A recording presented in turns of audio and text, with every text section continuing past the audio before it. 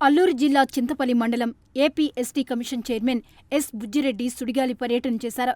గొండిపాకల వద్ద hydro power project, తెల్లరాయి quarry ప్రభావిత గ్రామాల ప్రజల సమస్యలను తెలుసుకోవడంతో పాటు 270 ఎకరాల సాగు భూములను డ్రోన్ కెమెరాలతో పరిశీలించారు. అనంతరం గిరిజన సంక్షేమ పాఠశాలను సందర్శించి విద్యార్థుల సౌకర్యాలపై ఆరా తీసి సమస్యలను ప్రభుత్వం దృష్టికి తీసుకువెళ్తానని హామీ ఇచ్చారు. గుంటూరు జిల్లా ప్రతిపాడు నియోజకవర్గం నడింపాలెం గ్రామ పంచాయతీ పరిధిలో ఆయుష్ ఆసుపత్రి నిర్మాణానికి కేటాయించిన స్థలాన్ని అధికారులు పరిశీలించారు. జిల్లా కలెక్టర్ క్రాంతివర్మ సెంట్రల్ టీంతో కలిసి స్థానిక ఎమ్మెల్యే బోర్ల రామాంజనేయులు క్షేత్రస్థాయిలో పర్యటించారు.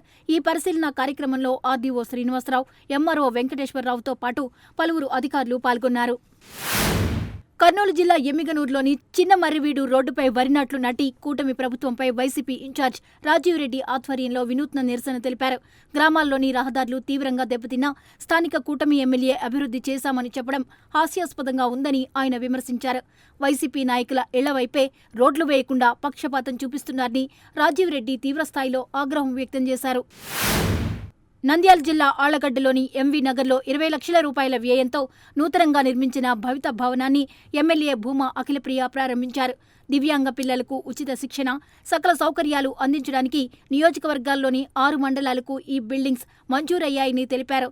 అలాగే ఆళ్లగడ్డ నియోజకవర్గానికి 40 లక్షల రూపాయలతో ఆర్టీజీ సెంటర్ కూడా మంజూరైనట్లు ఈ సందర్భంగా ఎమ్మెల్యే వెల్లడించారు. నెల్లూరులోని వెంకటేశ్వర్లు పాలిటెక్నిక్ కళాశాలలో మౌలిక వస్తువుల లేమితో విద్యార్థులు చేపట్టిన ఆందోళనకు వైసీపీ ఎమ్మెల్సీ పర్వతరెడ్డి చంద్రశేఖర్ రెడ్డి మద్దతు తెలిపారు. కళాశాలలో ఆర్ఓ ప్లాంట్ పనిచేయకపోవడం, కాంపౌండ్ వాల్ లేకపోవడంతో ఆకతాయిల అరాచకాలు పెరుగుతున్నాయని ఆరోపించారు. మంత్రులు నారాయణ, లోకేష్ స్కూళ్ల పబ్లిసిటీపైనే దృష్టి పెట్టారని, పాలిటెక్నిక్ కళాశాలల అభివృద్ధిని పూర్తిగా విస్మరించారని మండిపడ్డారు.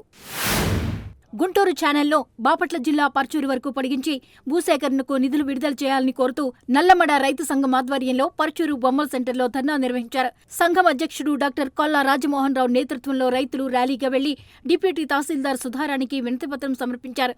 ప్రభుత్వం తక్షణమే స్పందించకపోతే పోరాటాన్ని మరింత ఉధృతం చేస్తామని నాయకులు హెచ్చరించారు. శ్రీకాకుళం జిల్లా రాజాం పట్టణంలోని బొబ్బిలి రోడ్లో భారీ చోరీ కలకలం రేపింది.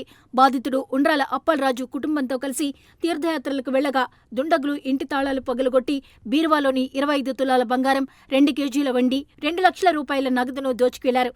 బాధితుడి ఫిర్యాదు మేరకు క్లూస్ టీంతో రంగంలోకి దిగిన పోలీసులు కేసు నమోదు చేసి దర్యాప్తు చేస్తున్నారు. విజయవాడ ఇంద్రకీలాద్రిపై వేంచేసియున్న శ్రీ కనకదుర్గమ్మవారిని ఏపీ హోంమంత్రి అనిత తన కుటుంబ సభ్యులతో కలిసి దర్శించుకున్నారు. ఆలయ ధర్మకర్తల మండలి చైర్మన్ బొర్రా రాధాకృష్ణ, అర్చకులు హోంమంత్రికి ఆలయ మర్యాదలతో ఘన స్వాగతం పలికారు.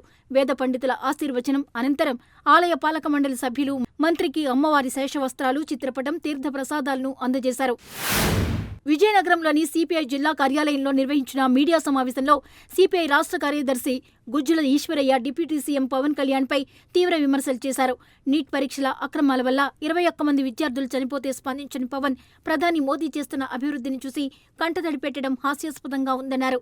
ఇండస్ట్రీలో 45 ఏళ్ల అనుభవం ఉన్న వ్యక్తి గత 12 ఏళ్లలో దేశం ఏ రకంగా అభివృద్ధి చెందిందో చెప్పాలని సీఎం చంద్రబాబును ఉద్దేశించి వ్యాఖ్యలు చేశారు. యానాంలోని ఓల్డేజ్ హోంలో పుదుచ్చేరి ముఖ్యమంత్రి ఎస్ రంగస్వామి 76వ జన్మదిన వేడుకలు అభిమానులు, నాయకులు ఘనంగా నిర్వహించారు. ఈ సందర్భంగా భారీ కేక్ కట్ చేసి వృద్ధులకు, ప్రభుత్వ ఆసుపత్రిలోని రోగులకు పండ్లు, బ్రెడ్లు పంపిణీ చేశారు. ముఖ్యమంత్రి రంగస్వామి ఆయురారోగ్యాలతో మరెన్నో ఏళ్లు ప్రజాసేవలో కొనసాగాలని ఈ సందర్భంగా నాయకులు ఆకాంక్షించారు.